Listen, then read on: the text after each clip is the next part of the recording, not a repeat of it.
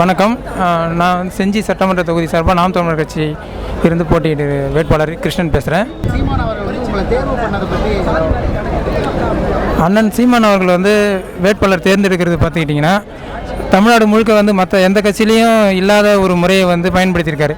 என்னென்னா மற்ற கட்சியில் வந்து வேட்பாளர் தேர்ந்தெடுக்கும் போது வந்து விருப்ப மனு கேட்பாங்க. விருப்ப மனுங்கிறது வந்து பார்க்குறதுக்கு ஜனநாயகம் மாதிரி ஒரு போர்வை.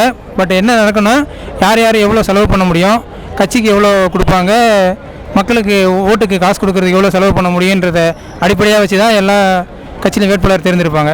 பட் அண்ணன் சீமான் அவர்கள் வந்து பார்த்திங்கன்னா கட்சியில் வந்து எந்த மாதிரி நோக்கத்தில் பயணிக்கிறாங்க, எவ்வளோ வந்து நேரத்தை செலவழிக்க முடியும், அவங்களுடைய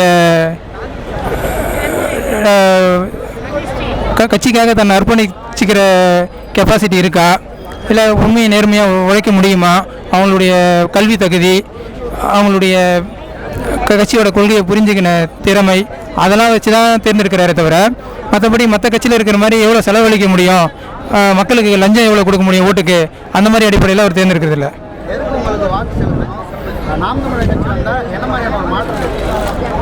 இப்போ மற்ற கட்சிக்கும் நாம் தமிழ் கட்சிக்கும் சிம்பிளாக சொல்லணுன்னா, இப்போ ஒரு பள்ளம் இருக்குதுன்னு வச்சிங்களேன், அதில் யாராவது கீழே விழுந்துட்டாங்கன்னா அவங்கள காப்பாற்றணும் அப்படிங்கிறது வந்து ஒரு மனித மாண்பு.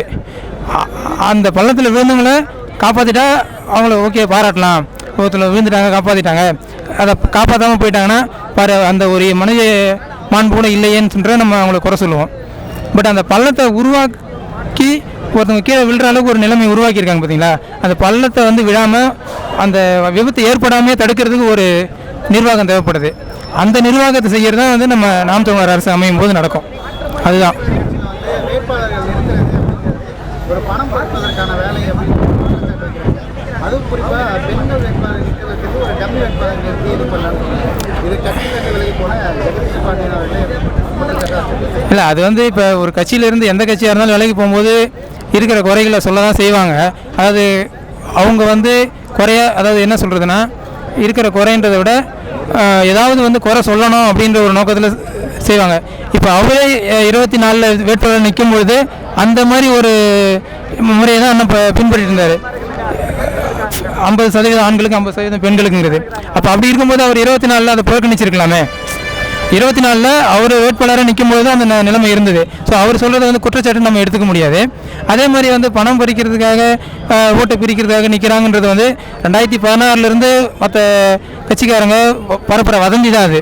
அப்படி ஒரு வதந்தி இருக்கிறது உண்மைனா நமக்கு வந்து மக்கள் வந்து ஒரு தேர்தலையும் வந்து அங்கீகாரம் கொடுக்க மாட்டாங்க.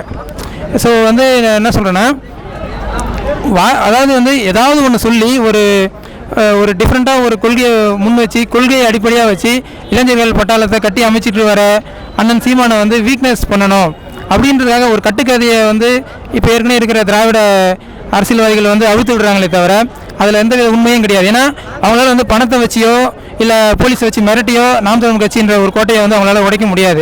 ஸோ இந்த மாதிரி ஏதாவது வந்து கட்டுக்கதையை கட்டி விட்டோம்னா மற்றவங்களை வந்து ஒரு சஞ்சலத்தை ஏற்படுத்தலாம் அப்படின்ற ஒரு நப்பாசை தானே தவிர அதில் எந்தவித உண்மையும் கிடையாது.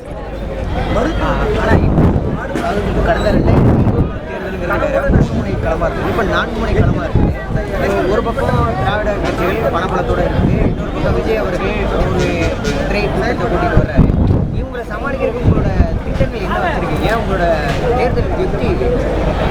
அதாவது 2016 ஜெயலலிதா கருணாநிதி உயிரோடு இருந்தாங்க, சரிங்களா. ஸோ ஜெயலலிதா கருணாநிதிங்கிறது வந்து பல வருடங்களாக வந்து முதலமைச்சர் பதவியில் இருந்தவங்க. ஸோ அப்படி முதலமைச்சராக இருந்து ஒரு அதிகாரத்தில் மிருக பலத்தோடு இருக்கும்பொழுதே வந்து நம்ம வந்து இந்த தேர்தலை வந்து சந்தித்தோம். இப்போ 26 வந்து நீங்கள் விஜய் வந்து ஒரு சினிமா பின்புலத்தில் வராரு, ஏற்கனவே திமுக வந்து இந்த அளவுக்கு ஒரு மீடியாவை கண்ட்ரோல் வச்சுட்டுருக்கு அப்படின்னு நீங்கள் சொல்கிறது வந்து பார்த்திங்கன்னா, இப்போ விஜய்ன்றவர் வந்து கட்சி ஆரம்பித்ததே இப்போ சொல்கிறாங்களே திராவிட கட்சிகள் இவ்வளோ நாள் நாங்கள் வந்து கல்வியை கொடுத்துட்டோம், மக்களை வந்து முற்போக்கான ஒரு சிந்தனைக்கு கொண்டு வந்துட்டோன்ற வந்து ஒரு சுயத்தம்பட்டம் அடிச்சுக்கிறாங்க பார்த்தீங்களா.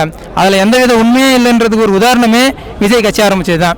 ஏன்னா விஜய்ங்கிறவர் வந்து கட்சி ஆரம்பித்து இது வரைக்கும் நான் என்ன செய்ய போகிறேன், எதுக்காக வந்திருக்கிறேன் எதையுமே சொல்லலை. அவர் வெளியில் வந்து மக்கள் பணியிலையும் ஈடுபடலை. இது வரைக்கும் உலகத்தில் எந்தவித ஒரு அரசியல் வரலாற்றுலேயுமே நடக்காத ஒரு விஷயம் வந்து விஜயில் நடந்துகிட்டு இருக்கு. அதாவது சிந்தனைக்கு சில நிமிடங்கள் கூட யோசிக்க வேண்டிய வேலையே இல்லாமல் முழுசாக சிந்தனை அடமானம் வச்சுட்டு கூட கண்மூடித்தனமாக போய் குழியில் விழுறேன்னு சொல்லுவாங்க பார்த்தீங்களா, அந்த மாதிரி ஒரு கூட்டத்தை வந்து இந்த உலகத்துக்கு வந்து தமிழர்கள் இருக்காங்க அப்படின்றத வெளிப்படுத்தி தமிழ்நாட்டுடைய மானத்தை கப்பல் ஏற்றின ஒரு ஒரு ஒரு ஒரு ஒரு பெருமை வந்து விஜய் கட்சிக்கு தான் சாரும். ஸோ அதனால் வந்து விஜய் கட்சி ஆரம்பிச்சதுங்கிறது வந்து தமிழ்நாடு எவ்வளோ பிற்போக்காக இருக்குங்கிறது ஒரு உதாரணமாக வந்து விஜய்க்கு பின்னாடி இவ்வளோ கூட்டம் போகிறது. அதுவே இந்த திராவிட அரசியல்வாதிகள் இத்தனை ஆண்டு காலமாக தமிழ்நாட்டை வந்து எந்த ஒரு முன்னேற்ற பாதையிலும் கொண்டு போகலை அப்படிங்கிறது தான் வந்து வெளிப்படையான உண்மை.